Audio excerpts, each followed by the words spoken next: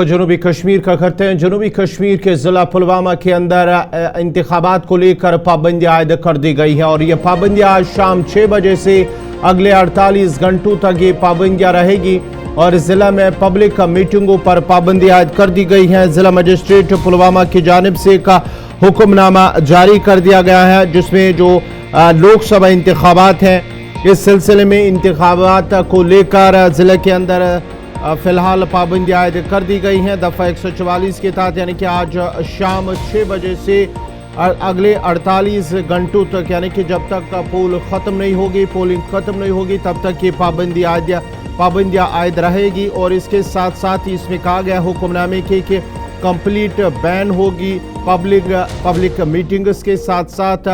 और उसके साथ ही 5 अफराद से ज़्यादा किसी को भी जमा होने की इजाज़त नहीं होगी ड्यूरिंग दिस पीरियड, जो यानी कि जो 48 घंटे है, इस दौरान 5 अफराद से ज़्यादा लोगों को एक साथ जमा होने की इजाज़त नहीं होगी, जो हुक्मनामा जारी कर दिया गया है। और उसके साथ साथ ही कोई भी पॉलिटिकल यानी कि कोई सियासी सरगर्मी, उस पर भी पाबंदी आयद कर दी गई है पार्टी वर्कर। और इसके साथ साथ ही जो पाबंदी आयद है इस हुक्मनामे के तहत नो लाउड स्पीकर, यानी कि लाउड स्पीकर पर भी पाबंदी आयद कर दी गई हैं कि उस पर भी उससे भी इस्तेमाल नहीं किया जाएगा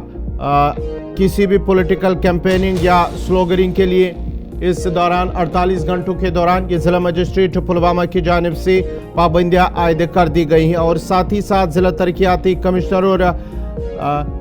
जो डिस्ट्रिक्ट इलेक्शन ऑफिसर पुलवामा है, उनकी जानिब से कहा गया है कि पोलिंग के सिलसिले में ज़िले के अंदर सभी तैयारियां मुकम्मल कर ली गई हैं। और साथ ही साथ ज़िला तरक्याती कमिश्नर पुलवामा डॉक्टर बशारत कोयूम की जानिब से कहा गया है कि इंतखाबात को लेकर सभी तैयारियां कर ली गई हैं और पाबंदियाँ भी आयद कर दी गई हैं, क्योंकि इलेक्शन कमीशन ऑफ इंडिया की जानिब से जो जारी हिदायत है उसके मुताबिक। और साथ ही साथ पब्लिक मीटिंग्स पुलवामा ज़िला के अंदर कोई भी फंक्शन नहीं होगी, किसी भी पार्टी वर्कर के इस सिलसिले में कोई भी जो है सियासी सरगर्मी इस सिलसिले में उन्हें इजाज़त नहीं दी जाएगी।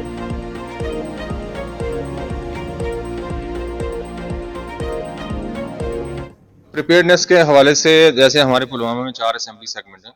और अभी हम जो इलेक्शन कमीशन ऑफ इंडिया की गाइडलाइंस और एसओपीज के हवाले से जो लास्ट के 72 आवर्स और 48 आवर्स होते हैं उसमें कुछ स्पेसिफिक एसओपीज होते हैं। एक उसमें इम्पॉर्टेंट चीज़ ये रहती है कि जो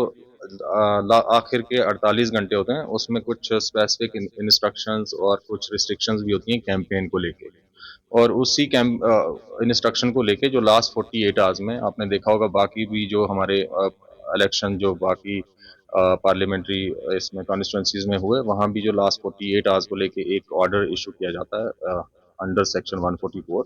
उसमें स्पेसिफिक इंस्ट्रक्शंस होती हैं, जैसे कैंपेन को लेके उसमें रिस्ट्रिक्शंस होती हैं, कैंडिडेट या उसके एजेंट कितनी व्हीकल्स लेके जाएंगे, इस तरह के रिस्ट्रिक्शंस होते हैं। वो कोई जनरल ऑर्डर नहीं होता। और उसमें ये भी स्पेसिफाइड है कि जनरल मूवमेंट जो है वो बिल्कुल रहेगी, ऐसा कुछ नहीं है, बट वो एज पर जो इलेक्शन कमीशन ऑफ इंडिया की डायरेक्शंस के हिसाब से